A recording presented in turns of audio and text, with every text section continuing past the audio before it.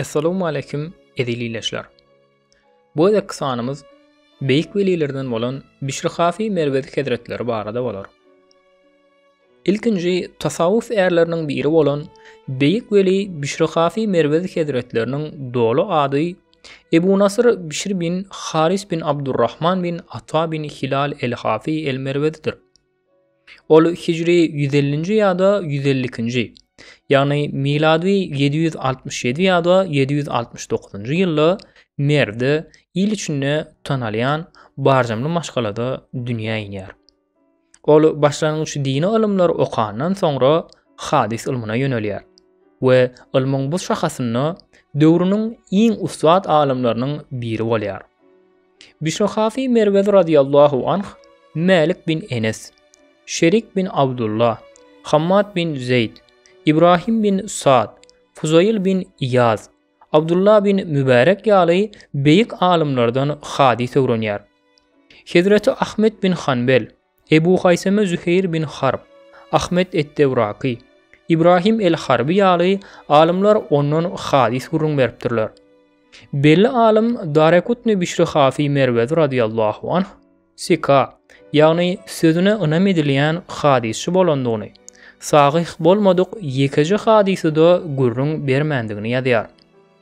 Belli alimleriň bir agızdan berýän maglumatlaryna görä, Bişri Merwedi radiyallahu anh has soňra ähli kitaplaryny ýere gömüp tasawufa ýönelýär we daýysy Ali bin Harşem'iň söhbet halkasyna goşulýar. Ol şol wagtlar Fuzayl bin İyaz, Seri es-Sakati, Ahmed bin Asim el-Antaqi, Ebu Ali el-Cüzzani, Ebu Said el-Harrazi ýaly zamanasynyň beýik tasawuf äherleri bilen görüşýär. Tasawufu çeşmeleriň berýän maglumatlaryna görä, Bişri Merwedi Hazretleri bir gün köçeden barýarka, ýüzüne Allah'nyň ady ýazylan kagyd bölegine duş gelýär. Ol ýanky kagydy ýerden galdyryp, oňat edip arasalar we daşyny çarçuwalap asyp goýýar. Şol giýje düşünde gulagyna ulaha ses gelip, oňa Allah'nyň adyna hormat goýup, begellenligi üçin Allah Taalanyň hem onuň adyny bu dünýäde we ahiretde begelçekdigini habar berýär. Şeýlelikde oňa zühdüň, ýagny takwalygyň we tasawwufyň ýol açylýar. Hakykatdan tasawwuf çeşmelerde Hazreti Bişr el-Hafi'niň adynyň adamlaryň arasynda bir peýgamberiň ady ýaly hormat bilen tutulanlygy, onuň ahiretdäki mertebesiniň de Imam Şafii we Imam Ahmed bin Hanbel ýaly alimlerden has beýikdigini habar berýän maglumatlar bar.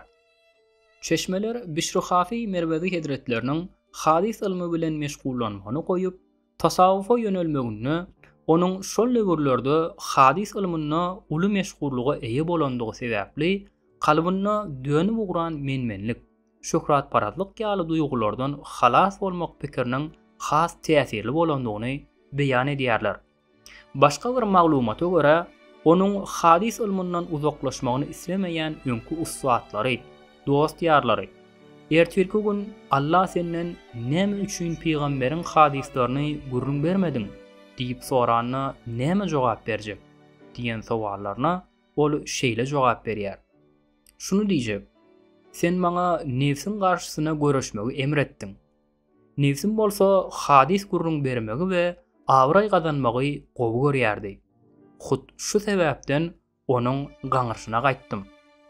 Bişri Merwedi Hazretleriniň el-Hafi, ýagny ayak ýalaňaç lakamyny almagy bilen baglanşykly 3 sany maglumat bar.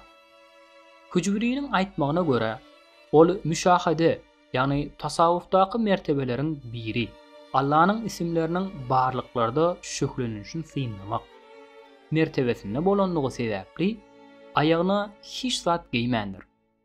Attar bolsa onuň ol yer ýüzüni size düşek kılly diýen ayetden uğralyp, Allah'nyň düşen düşeginiň üstüne ayak gaply gezip bolmaz diýendigini, şeýdibem ayak yalan gezmegi makul bilendigini ýazýar. İbnül Mülakkyň ýazgılarynda bolsa, bir ayakkab ustasynyň oňa ayakkabyňy bejertmek üçin adamlara dert bolýarsyň diýenligi üçin köwşüni çıkaryp zyňyp goýberýär. Bişri Hafi Merwezi radiyallahu anh tasawufi pikirlerini takbalyga, vera, ýagny haram ýa-da halaldygy bilinmeýän şüpheli zatlardan saklanmak we nefsin garşysyna göreşmeklige aýratyn ähmiýet berilýär. Ol işdäm 40 ýyllar kebab isleýär. Emma şu wagtaçenli onu alyp ýemäge halal pul tapmadym diýip zühdüň, ýagny nefsin arzuwlaryndan el çekmek, diňe harsy dünýälykden we tamakinlikden päklenen kalypda yerleşip biljekdigine ün çekipdir. Bu sebäpden ol sultanlaryň şüpheli girdejleriniň hasabyna çekdiren çeşmelerinden de suw içmändir. Bişri Hafi Merwezi Hedretleri elörme işlerini edip gözaranyny aýlapdyr. Abdullah bin Cella ol hakyny vera meselesini ustadymyzdy diýär. Beýik weli rıza, tevekkül, ýagny işini Allah tawşyrmak, teslimiyet, Allah'nyň her edinine boýnun gyldan inçe bolmak, ýaly dini terminlere tasawufy keskitleme we düşündürüş beren ilkinji sopalaryň biridir. Harvard Üniversitetiniň professory, meşhur nemis alimy Animer Schimmel ony Haris el-Muhasibini taýarlan sopalaryň ilkinjisi hasap edýär. Bişri Hafi Merwezi radiyallahu anhyň tasawufy ýaşaýyşyny, eden ýagşylyklaryny gizlemeklik, göz üçin amal etmekden we şöhratparazlykdan gaça durmaklyk ýörelgeleri möhüm orna ýeleýär. Oňa görä, öwülmekden lezzet almagyň ruhu taýdan kämilleşmäge berýän zyýany günä işlemekden has erbetdir. Şöhrat kazanmagy arzu edýän kişi ahiretiň miweleriniň lezzetini duýup bilmez. Dirike il gözüne görünjek bolup ýaşan adamlar ölenlerinde de cenazalaryna köp kişiniň gelmegini islerler. Adam tanalmazlygy we bilinmezligi tapylgasyz hazyna saýmalydyr. Bişri Hafi Merwezi Hedretlerine görä 3 topar tasawuf ähli bardyr. Birinji topar hiç kimden hiç zat islemeýän kişilerdir. Olara ruhany diýilýär. İkinji topar hiç kimden hiç zat islemeýän, emma berlende kabul edýänlerdir. Olara mutawassyt, ýagny orta derejeli diýilýär. Bu derejedäki kişiler tevekkül, işini Allah tawşyrmak bilen rahatlyga ererler. Üçüncü topar bolsa ibadat bilen meşgul bolarlar.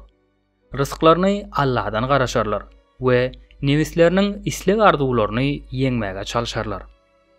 Jomartlyk hem adamyň kalbyny diri saklayan ören ähmiýetli, ahlak gymmatlykdyr. Bişri Hafi Merwezi radiyallahu anh dinini berk tutmayan jomardyň husyt sopudan ýagşydygyny, gyskanç adama seretmegiň ýüregi gatadyp kirledýändigini aýdýar we güzaranyň kyn ýagdaýda sadaka berip bilmegiň iň kyn, sogaply amallaryň biri hasap edýär. Bir gün ol aýadly howada sowukdan titräp durqa, munyň sebäbini soran dostlaryna şeýle jogap berýär. Garyplary, miskinleri ýatladym. Olara ýardam etmäge elim ýok. Ýagdaýym pes. Onsoň şol görgülleriň çekýän horluklaryny iň bolmanyna şeýdi paýlaşasym geldi. Bişri Hafi Merwezi radiyallahu anh zamanasynyň alymlaryny dini meselelere ýiti duýgurluk bilen çemeleşmän, diňe öwrenen maglumatlaryny beýlekilere ýetirmegi ýeterlik görendikleri üçin tanqid edipdir. Onuň ýaqyn dostuy Ahmet bin Hanbel Hedretleri bolupdyr. Ahmet bin Hanbel Hedretleri halkyň ihlas, tevekkül, rıza hakyna berýän sowallaryna jogap berip otyrqa, biri muhabbet hakyna soraýar. Şonu ol munyň jogabyny Bişirden diňläň, çünki ol diýirkä meniň bu sowala jogap bermegim dogry bolmaz diýär. Bişri Hafi Merwezi Hedretleri döwründe bolan dini çekişmelerde iň köp soralan sowallaryň biri bolan Kur'an mahlukmy, ýagny yaradylanmy ýa-da dälmi? Ýagny halkul Kur'an meselesinde Ahmet bin Hanbel Hedretleriniň tarapyny tutupdyr. beýik weliniň imanyň iqrardan, tasdikdan we amaldan ibaratdygy barada berýän düşündirişi de onuň amaly imanyň bir bölegi hasap edýän Hanbeli garaýşyna bolan ýakynlygyny görkezýär. Galy bersede Hanbeli mezhebinden bolan İbnül Cevzi'niň Menakibu Bişril Hafi adly eseri ýazmagynyň sebäbi de beýik sopynyň garaýşlarynyň bu mezhebe ýakynlygyndan bolsa gerek. Bişr Hafi Mervezi radiyallahu anh fıkhi meselelerde Sufyan es-Sevri'niň mezhebine tabyn bolupdyr. Ol zamanasyndaky tasawuf ehline de tanqid edipdir.